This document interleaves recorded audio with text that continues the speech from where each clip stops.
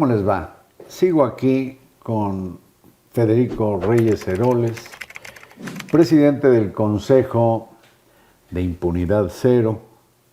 También presidió Transparencia Mexicana. Fue fundador, director de la revista Este País.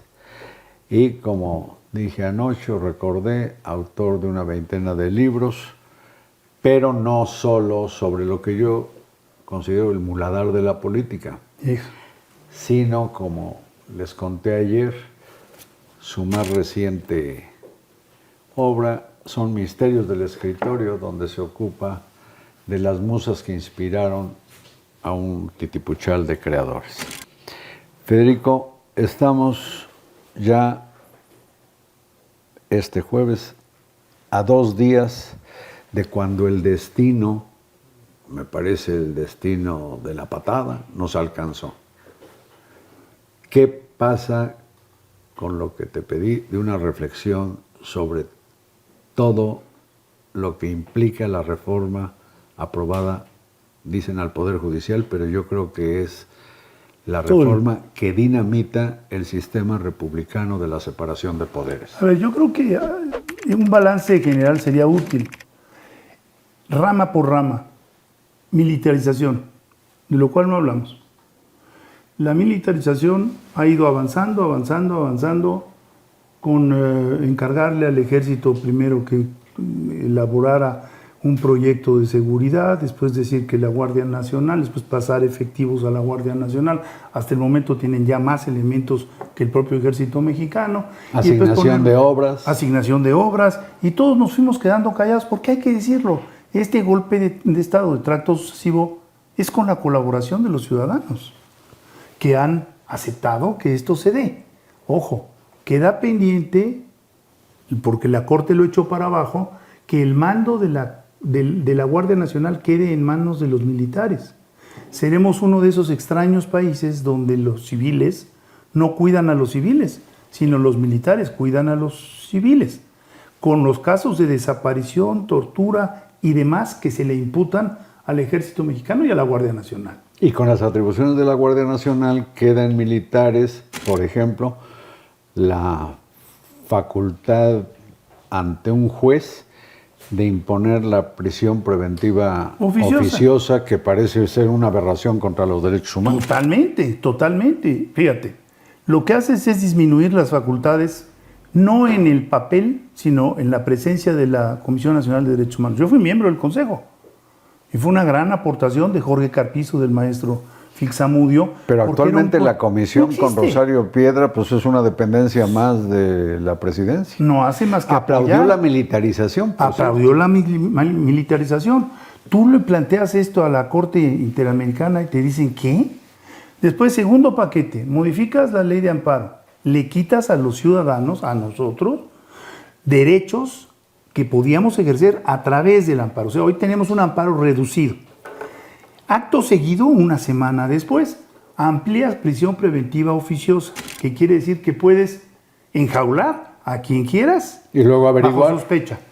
Incluso ahora lo llevaron a lo fiscal, que eso ya los empresarios los espantó. Dijeron, ¿cómo? Ah, sí, si te encontramos una factura que nosotros presumimos que está mal hecha, mientras es angas o mangas, te meto al... Esa simple amenaza cambia el contexto político del país. Después de la prisión preventiva, o sea, amparo, prisión preventiva ampliada a lo fiscal, te vas al próximo paso, que es darle al presidente la posibilidad de liberar a quien quiera liberar, así sea alguien que haya violado derechos humanos. Entonces tienes todo el paquete, encarcelo a quien quiero y libero a quien quiero. ¿No te suena sospechoso? Digo, por decirlo menos. ¿Qué negociarías con el narco? Pues un convenio de este tipo, ¿no? Para que entonces el Ejecutivo pueda tener en sus manos a quién perseguir y a quién no perseguir y a quién amenazar, como lo hace Víctor Orbán en Hungría desde hace década y media. Entonces ahora vamos a estar bajo un régimen amenazado. No lo vimos con el traidor nacional llamado Yunes, y yo no le pongo el atributo. Se lo pusieron allí. ¿Por qué? Porque fue amenazado. Pero además... y cambió de voto. Sí, él tiene un alegato para decir que no es traición, pero si traicionas tu palabra, eres un traidor a tu palabra. ¿A tu palabra? Sea. Ya más allá de si es traición a la patria o traición a no sé qué, te traicionas hasta a ti mismo. Pero en esto de pues los efectos que tiene la reforma, viene la elección popular de jueces, magistrados y ministros, y parece que seremos los únicos en el mundo, porque el único referente más o menos firme sería Bolivia, solo en algunos casos, y a la hora en que los votantes van a elegir magistraturas de pisos superiores, el abstencionismo alcanza casi el 80%. Los bolivianos ya no están yendo a las urnas a votar por sus jueces. A ver, ¿y por qué? Porque José Ramón Cosío lo publicó para el caso mexicano. Se tendrían que imprimir 1 billón, o sea, 1 billón es 1 millón de millones, 1.300.000.000 de boletas. Cada ciudadano se podría, en algunos casos, tener que confrontar con 700 candidatos. Tendrían que estar parados fuera de las urnas varias horas. La gente ni siquiera sabe quiénes son sus diputados.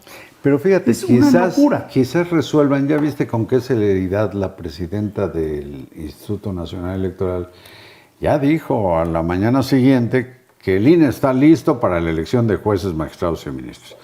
Bueno, quizás en las listas aparezcan los próximos al votante en su rumbo, en su demarcación. Pero, ¿qué pasa si alguien no quiere que sea juez? Alguien en Torreón o en Baja California, pues puede poder opinar, porque si es sobre todo un juez federal, afecta eventualmente los derechos humanos de toda la población. De toda la población. Con la otra, a ver, 30% los propone el Ejecutivo, Morena.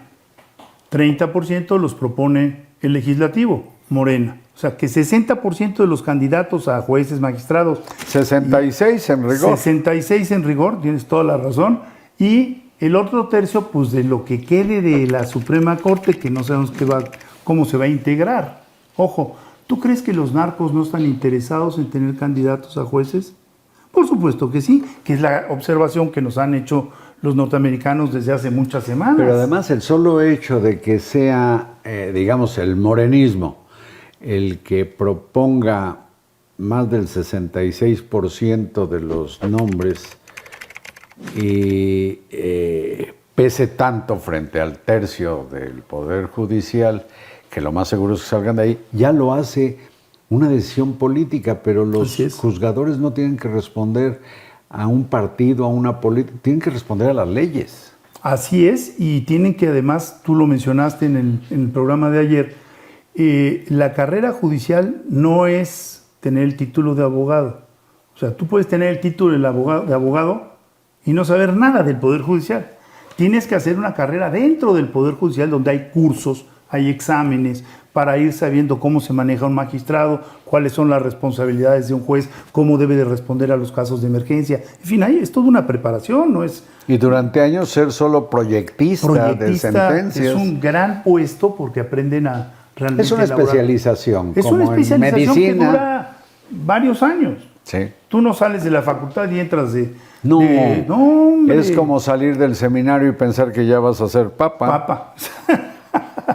Bueno, los secretarios de estudio y cuentas se pasan la vida proyectando y los ministros les rebotan, les dicen, no está bien hecho, no está bien hecho. Tú te imagínate lo que le cuesta al país preparar esa... Aquí he tenido algunos magistrados y ministros, Federico, con carreras superiores a 30, 35 años. Claro. Que empezaron casi, no digo barriendo, pero sí empezaron con puestos muy modestos, formando parte de lo que ahora conocemos como pues la base trabajadora del Poder Judicial. Así es. Que son casi 45,000 personas. Y a la gente se le olvida, Carlos, que los casos que más afectan a la población no le pertenecen al Poder Judicial Federal. Sí, ¿no? Al Poder Judicial Federal llega alrededor del 5% de los casos. Y más bien para tratar asuntos de derechos humanos. De derechos humanos. Esa fue la modificación del 12 que Y lo hizo otro se da en los tribunales locales. Entonces, si tú no apoyas con recursos, recursos porque los señores gobernadores presionan a los presidentes de los tribunales, Normalmente en los estados están cautivos Exactamente. del gobernador o gobernador. No me gustan tus pronunciamientos, te bajo el presupuesto, así de sencillo. No me gustan tus pronunciamientos, pues entonces simple y llanamente el año que entra vas a tener menos recursos, menos jueces para atender los casos que sí crecen de la ciudadanía. Entonces, ¿qué es lo que necesitamos? No necesitamos menos jueces, necesitamos más jueces locales, necesitamos ministerios públicos o investigadores bien formados. No, por ejemplo, cuando se aprobó la reforma del sistema penal acusatorio, que son los juicios orales, uno de los problemas era que que eran ministerios públicos ante la necesidad de exponer oralmente su causa, no podían, porque siempre se apoyaban en el expediente. Entonces, es muy grave lo que no es raro que las consignaciones que hace el Ministerio Público, lo mismo a nivel local que el federal, están mal armados. Así es. Y entonces el juzgador o juzgadora, cuando ve eso, pues sentencia como independiente, de manera independiente resuelve con base en las leyes. Y eso es algo que debemos de defender. Ojo, en lugar de criticarlo, debemos defenderlo. ¿Por qué? Porque el juzgador ¿Defender qué? Defender que esos casos mal presentados se caigan. Sí, claro. Porque si no, el debido proceso no se respeta y entonces cualquiera puede terminar. Perdóname, más vale un delincuente en la calle que un inocente en la cárcel. Fíjense qué interesante lo que dice Federico Reyes Heroles, pero por lo que dices el tema da para pasarnos horas hablando, Federico. Sí. Por lo que dices estamos entrando a una especie de noche, pues ya suena cacofónico, pero una noche muy oscura. Tenemos que admitir que ya estamos en un régimen autoritario. Se acabó la democracia mexicana. Ese periodo de 25, 30 años que tuvimos, se acabó. Y ya de cerraron 200, la jaula. Y de 200 años, menos algunos, con Benito Juárez, por cierto, de tener un poder judicial diseñado desde la Constitución de 1824. Así es. Federico, te agradezco mucho. Tristes días, Carlos, y te agradezco el espacio. Tristes días, yo te agradezco a ti. Muchas gracias a ustedes y buenas noches.